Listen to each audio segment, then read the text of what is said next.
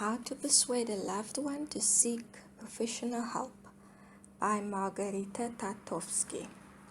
Research has shown that mental illness tends to disrupt people's lives even more than physical conditions, says Dr. Mark S. Comrade, MD, a psychiatrist and author of the excellent book, You Need Help, a step-by-step plan to convince a loved one to get counseling.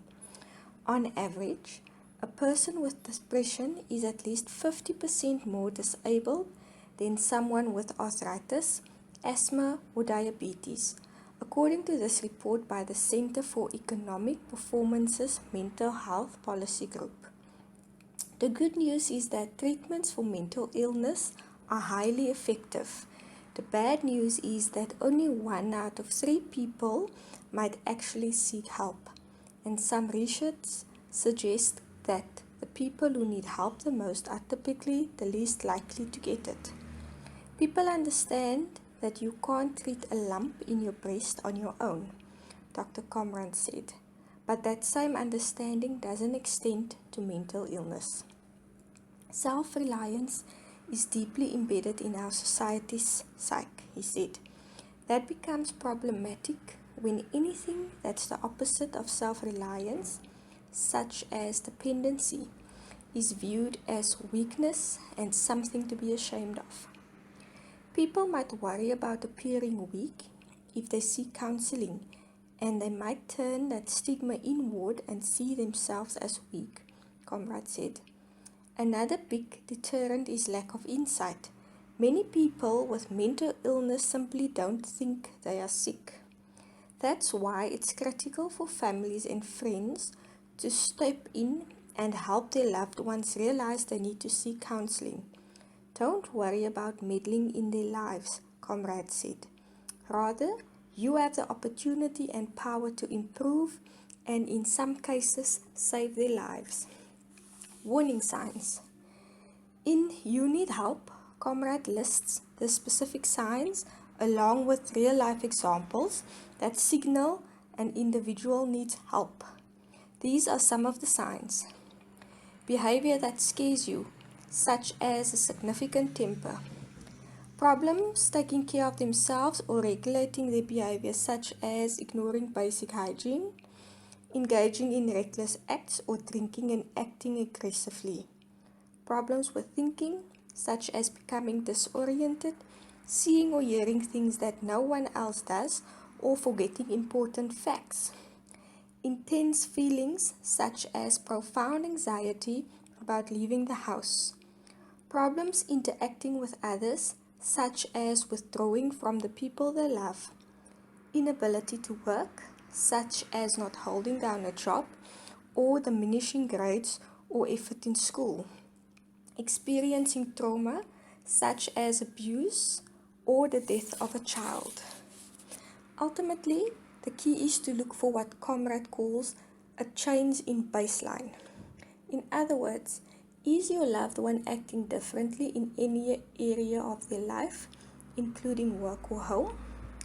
Conrad said that it's not unusual to see a person unraveling at home first. Approaching your loved one in the early stages. Conrad suggested the following ways to approach your loved one about seeking help in the early stages of mental illness. Let your loved one know that you need to have an important conversation with him. This helps to focus their attention and implies they should take it seriously. Pick a good time and place. For instance, avoid talking during family gatherings or when you're fighting. Approach them with empathy.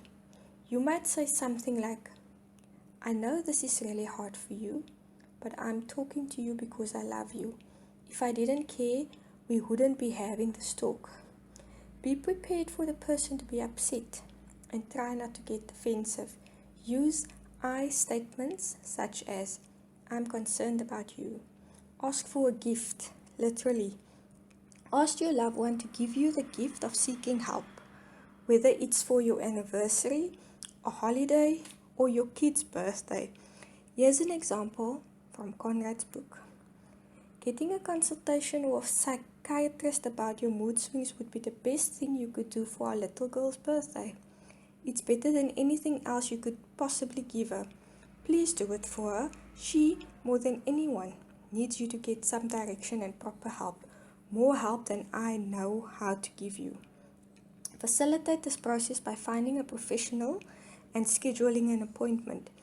Even if they refuse to go, see the practitioner anyway. Talk to them about helping your loved one. Comrade said that 15% of his practice is meeting with clients about their loved ones. Offer to pay for the appointment if possible. A common excuse is that therapy is too pricey. Don't use words like crazy or abnormal. Taking stronger measures.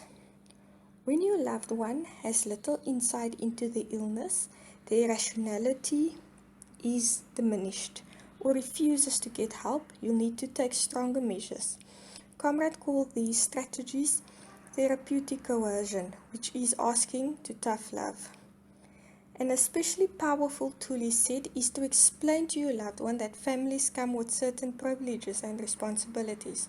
For instance, if you're a parent who's financially supporting your adult child, leverage these privileges to get them to seek a professional evaluation. If that does not work and your loved one is a danger to themselves or someone else, or is very ill, contact the authorities, Comrade said. Research your city's law on involuntary evaluation and show up at every step of the process, he said. Don't just call the authorities and wait. Show up at the ER and the court hearing. When you do show up, tell the story. In fact, tell the ugliest part, he said. Talk about the facts that substantiate the seriousness of the situation. If you're feeling unsafe for any reason, articulate that to the authorities. If you're uneasy about bringing your loved one home, communicate that as well. You don't want to give the system any easy way out. You want to make sure they grasp the gravity. Supporting your loved one long term. Supporting your loved one's treatment is a long-term project, Comrade said. Check in with them regularly about the treatment and how you can help. Also realize that the change in them is a change in you, he said. In other words, as they're making changes in their life, you might want to seek professional help as well. You might even realize that your relationship is part of the problem, as Comrade said. Sometimes relationships can be sick too. As a family member or close friend, you have a lot of power in helping your loved one. Use it. Source: psychcentral.com